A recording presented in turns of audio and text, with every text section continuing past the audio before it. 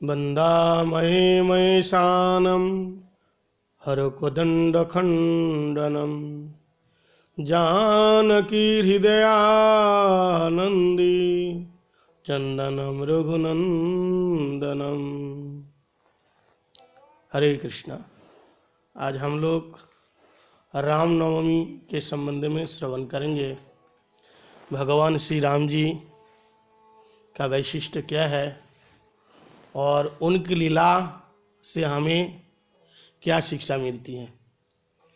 मर्यादा पुरुषोत्तम भगवान श्री रामचंद्र जी, उनके संबंध में विशेष करके वाल्मीकि रामायण में और रामचरितमानस में, पद्म पुराण में, विष्णु धर्मोत्तर ग्रंथ में और हमारे गोस्वामी लोगों ने भी लघु भागवतामृत ग्रंथों में, बहुत सारे ग्रंथों में उनके संबंध में हम लोग श्रवण करते हैं। भगवान श्री राम जी का जन्म हुआ,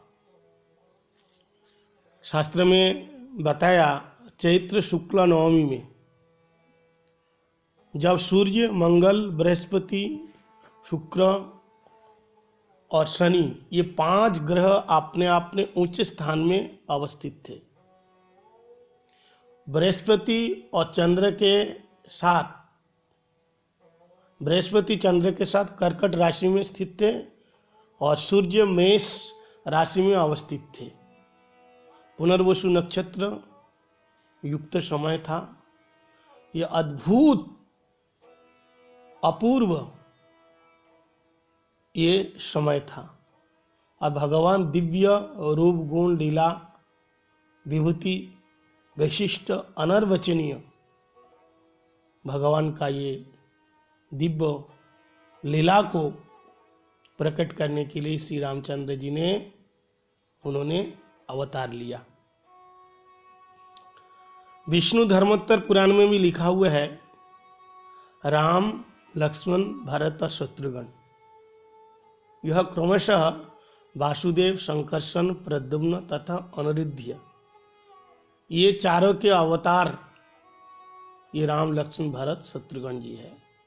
और पद्म पुराण में भी हम लोग देखते हैं, राम को श्री नारायण, भरत तथा शत्रुघ्न को शंख और चक्र एवं लक्ष्मण जी को शेष के रूप में कीर्तन किया गया है। वैवस्वत मनवंतर में 24वें चतुर्युगी के त्रेता युग में परब्रह्म भगवान श्री रामचंद्र जी का यहाँ दशरथ महाराज जी और कौशल्या के गर्भ से आविर्भूत हुई हैं। ये लघु भागवतामृत में बताए हैं हमारे श्रील रूप गोस्वामी पाद। भगवान श्री राम जी के लीला के द्वारा या उनका रामनवमी व्रत पालन के द्वारा हमें भगवान श्री कृष्ण की लीला में प्रवेश हो सकता है।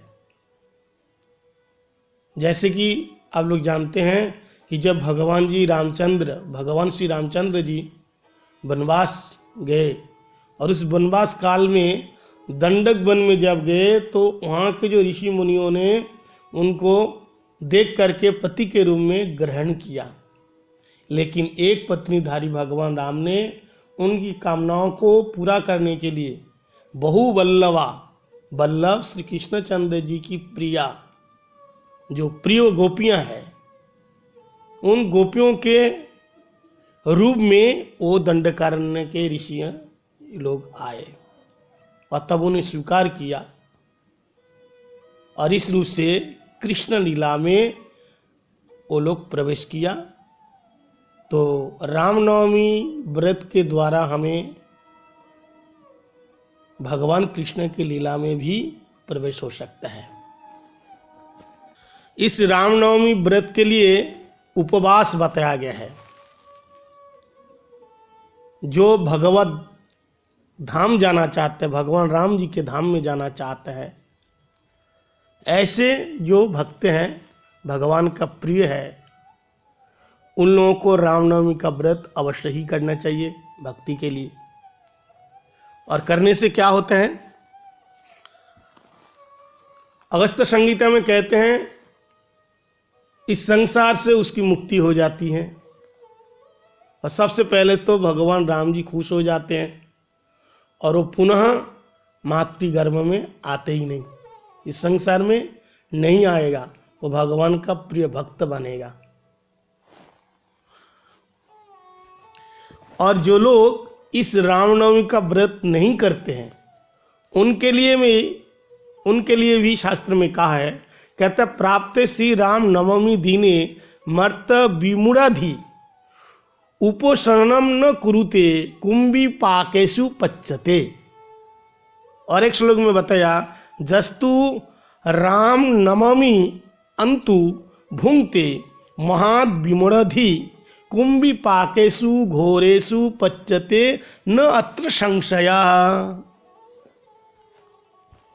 इसका मतलब ये है जो मूर्ख व्यक्ति इस राम नवमी के दिन उपवास नहीं करते हैं वो कुंभिपाक नरक में सड़कर मरता है।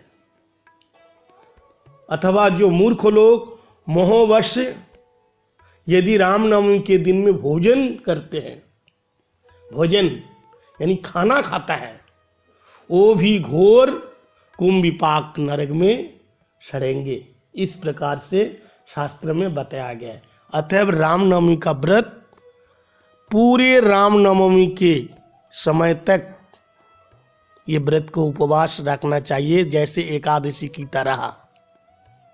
हाँ, ऐसा नहीं है कि 12 बजे के बाद हम खाना खा लिया। पूरे जैसे एकादशी का व्रत होता है ऐसे ही करना चाहिए और दूसरे दिन पारण का समय देख करके पारण करना चाहिए। हरे कृष्णा।